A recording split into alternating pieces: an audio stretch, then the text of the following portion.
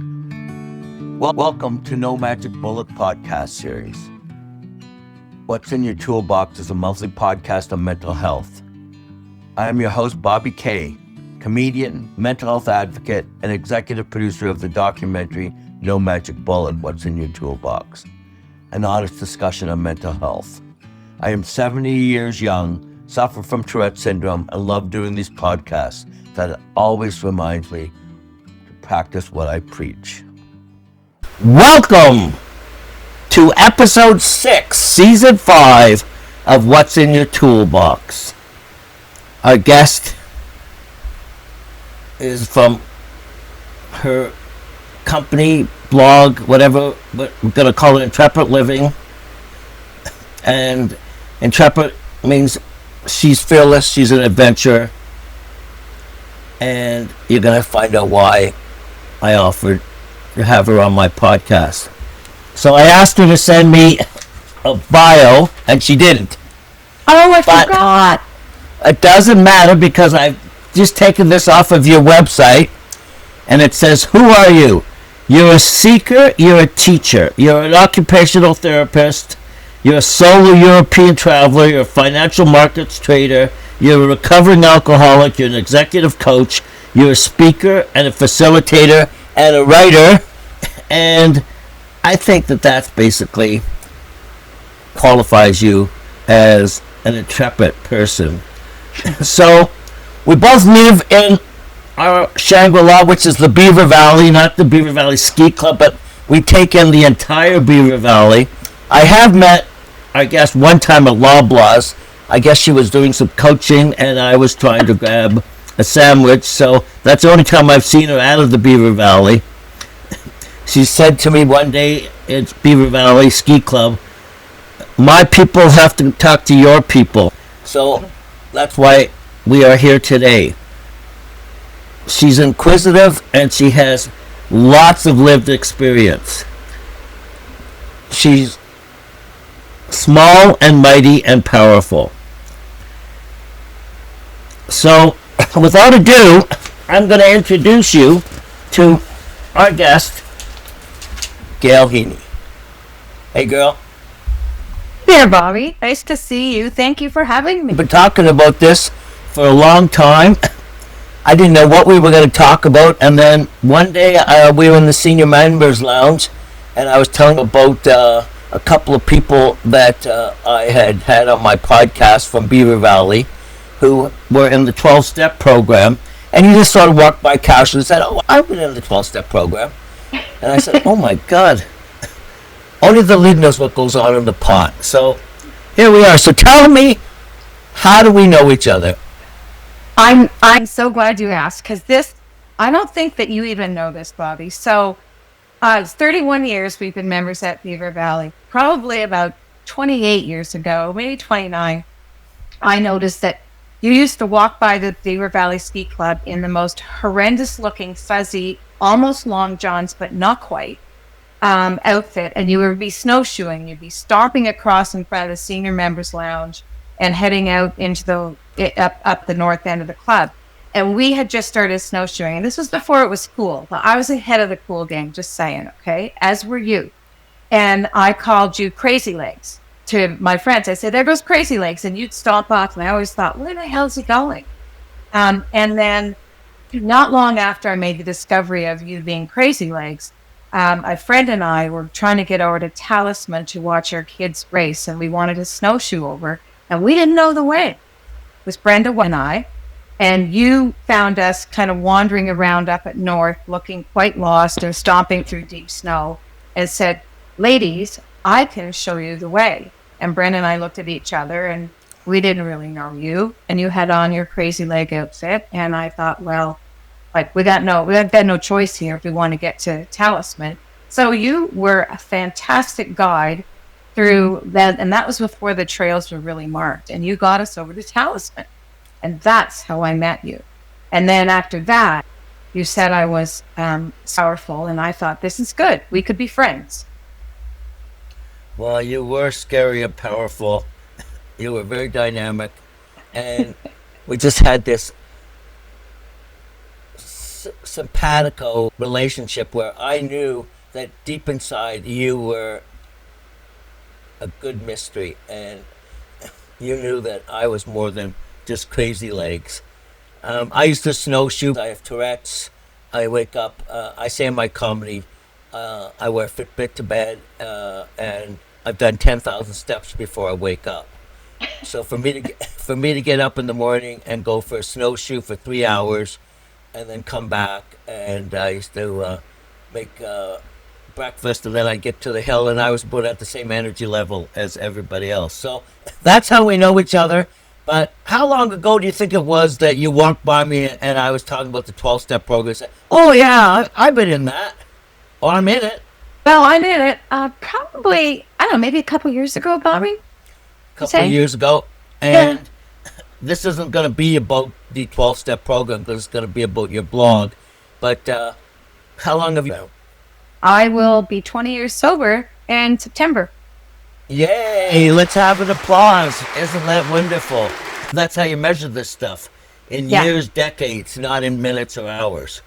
This is your time, so you can talk about whatever you want. But you told me that you had a blog called Intrepid Living, and I signed up. And the first one that I read was about longevity. Mm-hmm. And of course, you and I are both, well, we're both grandparents. You're Gigi, right? That's right. And I'm Grandma crazy. Gail. Yeah. So we are older than 60. Is that fair to say? I'll let you go with that. Yeah. Older than 60 and younger than 80. There you go.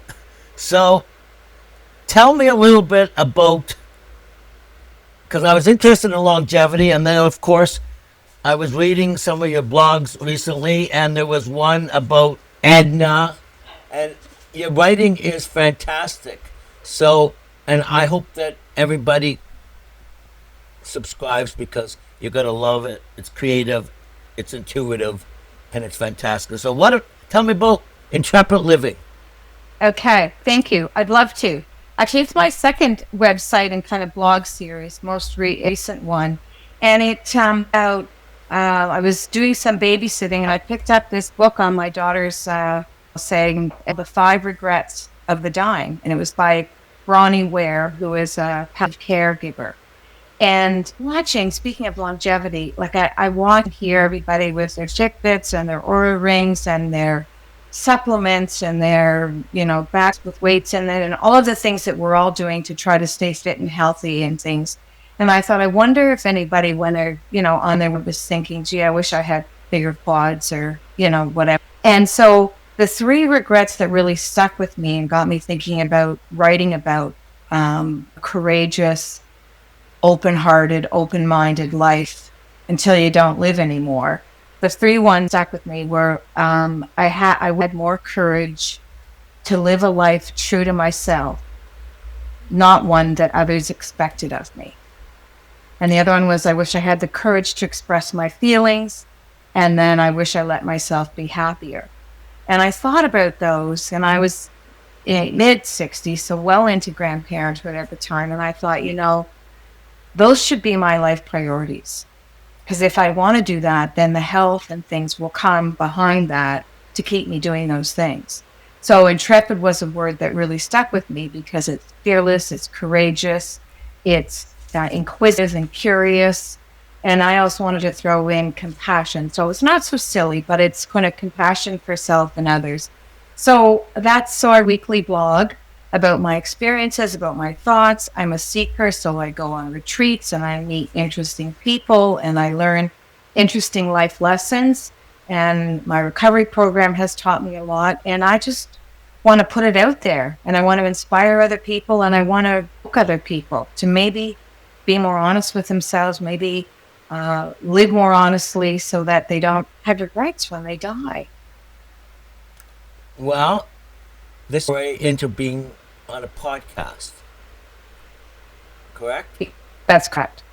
We've gone through social media, we've gone through Facebook, Instagram, and then now all of a sudden we've gone into blogging and all that. This is sort of the new way of communicating with people. People love to listen to podcasts because they have quality time, whether they're in the car, whether they're walking, maybe they're going with Brenda from Beaver Valley to Talisman. And so, we're trying to get this message out to people. So that's why we're doing this. So I read who you are, and you've done so much stuff. Where do you want to start? Where do you want to start? Because this is called What's in Your Toolbox. What's in your toolbox? Well, so education was to be an occupational therapist, and I did that for a little while, but that wasn't adrenaline rushing enough for me, and I saw that you could make a lot of money and have a whole lot of fun, and it was pretty much the Wild West to work on Bay Street and financial markets in the 80s, in the early 80s. So I got myself a job there doing that. And I did that for many years, and I was very successful. All the things that drove me really worked well in that environment. And then things started to unravel a little bit. I had a flea, and adrenaline rush was wearing me down. The pace was wearing me down. And I sort of lost myself for a little while. And so I left that career, and then I did training. And I actually left the career. I thought, well, what did I really like about it? Once I got over the adrenaline and the ego, what did I really like about it? What I liked about it was the people. And I was starting to understand that I was a connector, that was critical to my well-being, to feel connected to people. So I did my certification to become an executive coach. And that has been my business. I'm still doing a bit of 20 some odd years. And then probably about 7 or 8 years ago, I started writing things with recoveries that you started your addiction, whatever it is, whether it's booze, drugs, gambling, gaming, whatever, you stop developing emotionally. So I started drinking at 15. So my 15-year-old body and mind got sober when I was 50. And so I believe through my 50s, I was in my adolescence. And I was learning a lot, and I was terrified, and I was enthralled all at the same time. So I had lots of stuff to write about, and I had lots of unpacking to do. I think we all have unpacking to do. And so for me, writing was the way to do it. Some people do art, some people, there's oddities, but to me, it had to come out in a creative way. So that's when I started writing. And so I write and I coach now. Not a lot of coaching, but a little bit. And I write, and I do a weekly blog, intrepidliving.ca, sorry. And I'm in the stages of a book that will be around living a full life courageously, what I've learned, life lessons learned, how I learned them, those sorts of, that kind of stuff. Lightheartedly, which is a line from another great author, Brene Brown, but I to it. And I find my lifestyle now is such that I can create the time and space to do that. Find the people that matter, find the things that matter, write about it, inspire other people, and sometimes provoke other people. Give them a bit of a poke to say, hey, how are you doing? Are you not doing stuff because you're afraid? What if you weren't afraid? Right. So I know a lot about adrenaline because I have Tourette's, and it's got this crazy energy. It manifests itself in some people by twitching, by grunting, by barking, by swearing. And I've had to learn to manage my adrenaline. And sort of like you, I traveled all over the world. I was this business guy. I was in the beeper business. And I always sort of stayed ahead of my curve until I moved up to Beaver Valley to outrun my anxieties because I was living in China. And it really was a problem. And then I got up here and I crashed because positive adrenaline is not as strong as negative adrenaline. So tell me, you're living outside of Red Wing, on a hobby farm. So how does this create adrenaline for you? I don't believe I need as much of an adrenaline junkie now. I actually crave slow life and have space and time in the middle. And drinking years and in early sobriety, to have any open space and time was terrifying for me. What was I going to do with that? So I would just get busy to pack stuff, keep packing stuff on. And now my come from nature. I hike, I swim, I walk, I golf a little bit, I several times a week. So I nature and probably physical activity piece that needs to come out. And then I use reading, writing, and being with people and volunteering for that other side that needs to be fed as well. So did that just sort of happen naturally? Did you have to work on it, that you replaced the adrenaline, being an adrenaline junkie, to living, mindfully, or living in nature-based wellness? How did you make that transition? Or how does somebody make that transition? Wow, that's a million question, right? That's my book. It's a work because it's really scary. Like when you look at an afternoon and there's nothing in it, it can be really uncomfortable. So all of a sudden people are cleaning closets or, phoning someone to do something. It's learning how to live being a little bit uncomfortable and then tuning into that deeper level of what do I really want to do?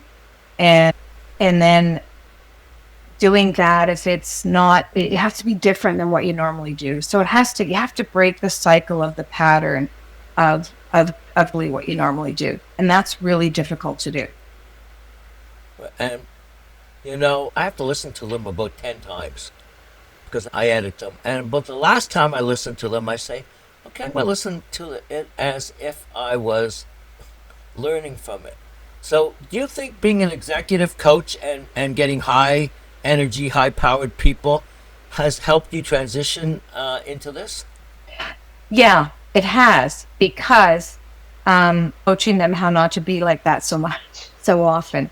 They want times when people are seeking out executive coaching, it's because they're managing too many balls in the air all at the same time, and they're afraid one's going to drop, or they're afraid they're going to burn out, or and whether it's a workmanship that they're going to lose someone that they really value, or whether it's in their personal life, and it's often both.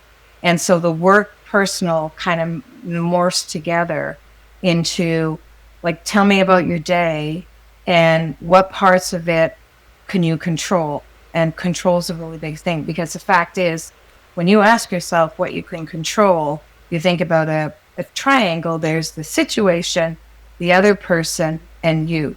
The only sphere of control you have is you. You don't control the situation, and you can't control the other person. You do have full agency to decide whether you're going to react to something, which is reflective and and can get you into trouble, or whether you're going to respond, which would be more thoughtful and probably you and everybody else. And that takes a lot of practice. It sure does. Now, I've had quite a few guests on here that were in the 12-step program. I've never been in the 12-step program, but I've been in the 10,000-step program where you twitch so much before you wake up. Just kidding, a little bit of humor. Do you think the 12-step program taught you a lot about how you got here today? For sure. These steps we recommend, like there's no, you have to do that. However, the 12-step program has not a religious, because we have every walk of life and every belief system and no belief systems all in the same room. The spiritual aspect to it, people find it in would call a higher power, or the universe or universal energy. Some people find it's just that the group, something that kind of right sizes them out of their ego and need for control. And then once you can right size that, then you can start to be really honest with yourself. Like the 12-step program really taught me to be rigorously honest. And I believe for if I think about back to the, regrets of the dying, the big is I've been more honest with myself so that I lived a life that was truer to who I am, not to what everybody else wanted. So, I know you're very spiritual. One of your blogs, you just said you came back from some retreat somewhere, and Yeah. you were talking to Edna. Who? Tell me about Edna. Who is Edna? Edna. Edna is the name I've given to my inner critic. And if anybody's listening and says, oh, I don't have an inner critic, I'm going to say, uh-huh.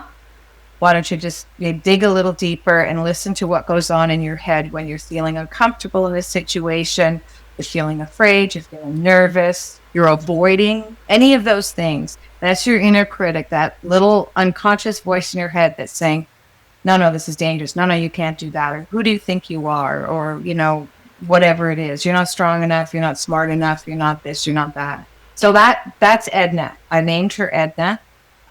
Really remember where I got that name from, but I felt she had to have a name because in the work I've done in my spiritual program, I've had to converse with her and chip with her. So, when did you become spiritual? Always been spiritual. It got drowned in gin. And then as I was trying to come up for air from the gin, I started getting a bit more spiritual, but I felt I was being a bit hypocritical. And that was part of what led me to know I needed to get sober. And then I find quite comfort, and I find that spiritual focus helps me stay in my body and learn from it. And then also helps me focus and learn from other people. Now, I know you do yoga. What about mindfulness? Are you a mindfulness person? I am. Never as much as I'd like to. Mindfulness and breathwork, I think for all of us, it can really be a reset for your brain to do some, yogic breathing and then a little bit of meditation. Mindfulness, my biggest challenge with mindfulness is like slowing down enough to be mindful. Like when you're walking, I do not listen to anything when I'm walking. When I'm walking, I want to know what's going on around me. I want to hear the birds. I want to hear a rustle that might be a deer. I want to keep track of my dogs. So I really focus on being wherever I am, being in that and not having something else go on. I'm the opposite of a multitasker now. And I didn't used to be, but I am now. I did multitasking. Cat. Then, not everybody has the luxury of living in the beautiful Beaver Valley.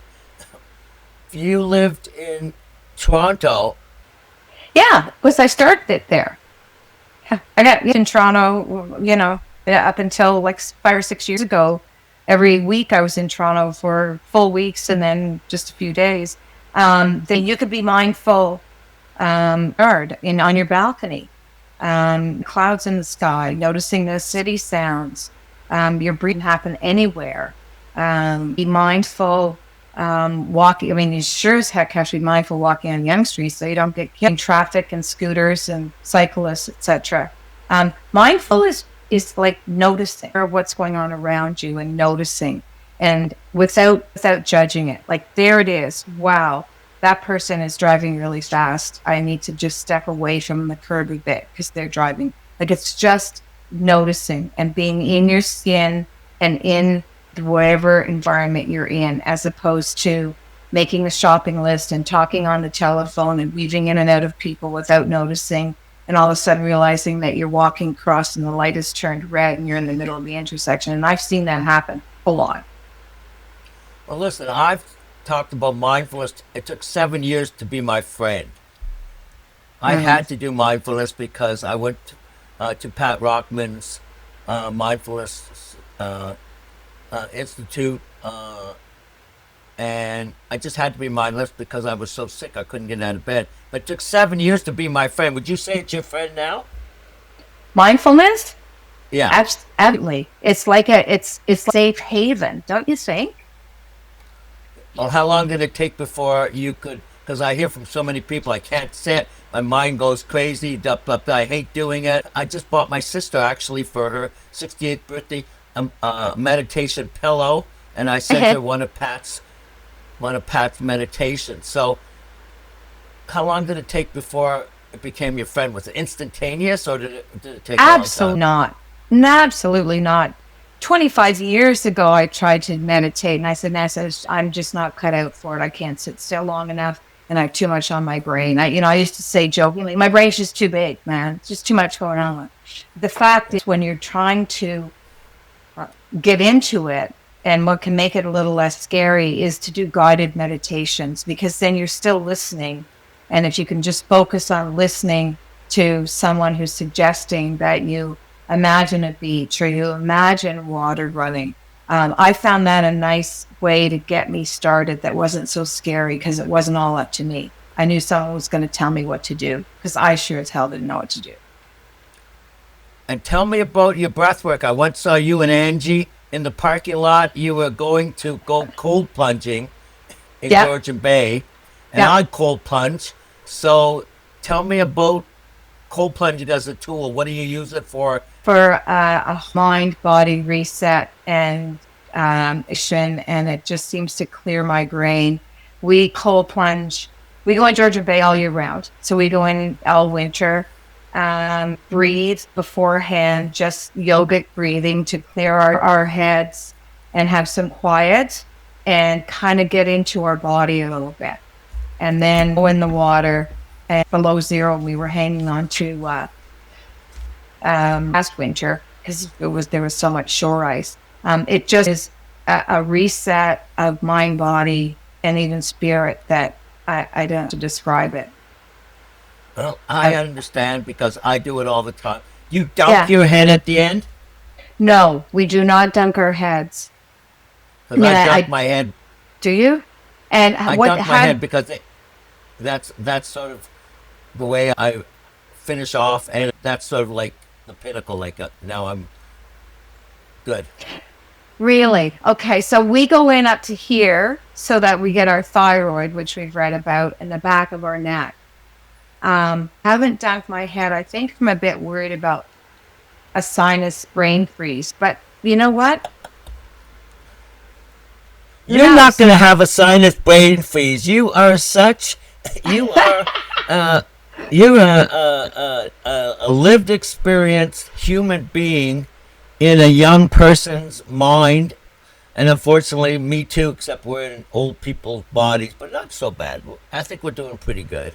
I do. So listen, I told you I have a BAST, Bob's Amazing Support Team, and you, I know, have a GAST, Gail's Amazing Support Team. I hope you mention that beautiful husband of yours, because I love him, because he's little like us, and he's fantastic. So tell me about your support team. My guest, I thought about that, because you mentioned it earlier, and I thought my support team, I open, and then I have the front, like the pinch hitters, and then I have training. So my support team consists of my vault people, and those are people who just for me to share absolutely anything with, and to be however I need to be in that moment, and then I know that it with I call them my vault people. I've just a handful of those, and my husband is, the key vault person. Have recovery team, which is an incredible support team, and a program is like a support system. Like, I can get on a plane and go anywhere in the world and land, and I always make sure I know where I could go to a meeting if I felt I needed to go to a meeting.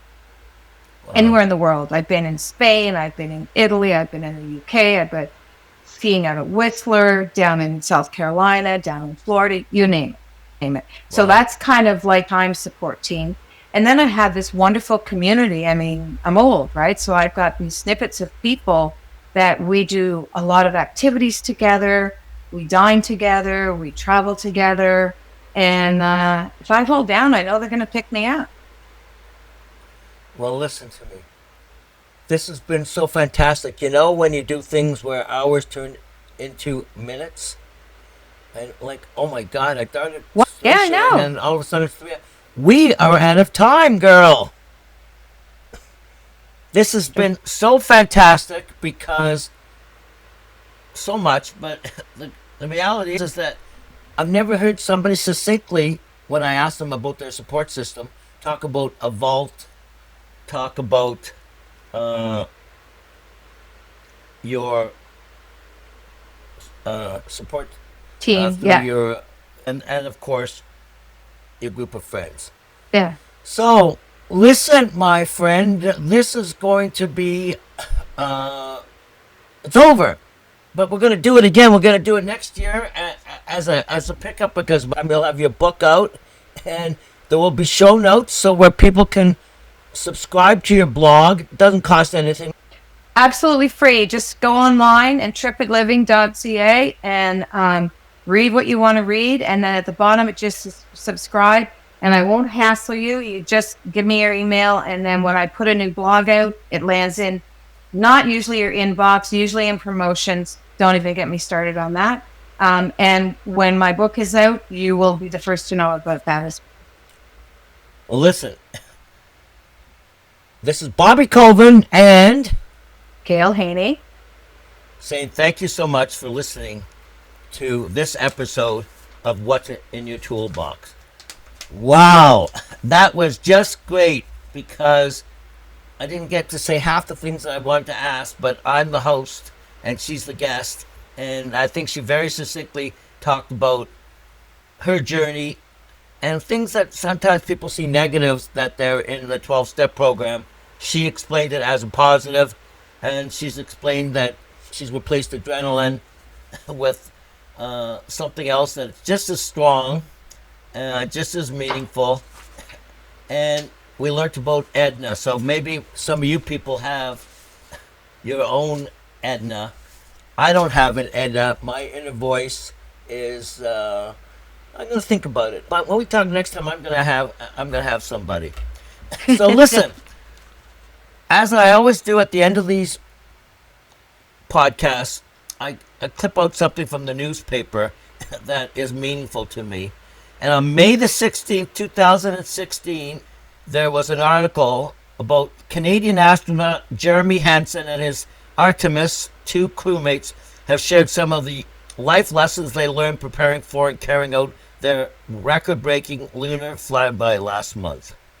The crew attended an event in Montreal, and they were asked to share their advice, what they learned that could help people on Earth. And here's what they had to say. The first part was, Hansen told the crowd, that the astronaut team committed to developing a close relationship and worked on it constantly, like building and exercising a new muscle.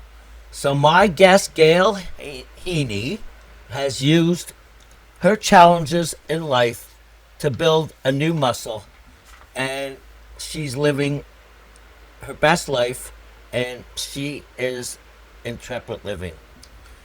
So in conclusion, everybody, you just listened to some tools that somebody had.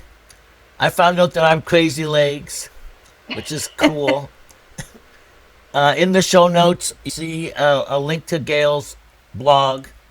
This episode will also be on YouTube, so you can see this dynamic powerhouse person who offered to talk a little bit about herself and open her kimono. So our next episode is called Walk for Courage. So this is Bobby Colvin saying thank you so much for listening to this episode of What's in Your Toolbox. Thank you for listening to No Magic Bullet, What's in Your Toolbox. I am not a doctor, but I have lived experience in dealing with the many challenges of mental health. If you enjoyed this podcast, please subscribe and share with others who will benefit from learning about tools they can use to deal with their own mental health challenges. If we can help just one person, all this effort to bring this podcast to you is worth it.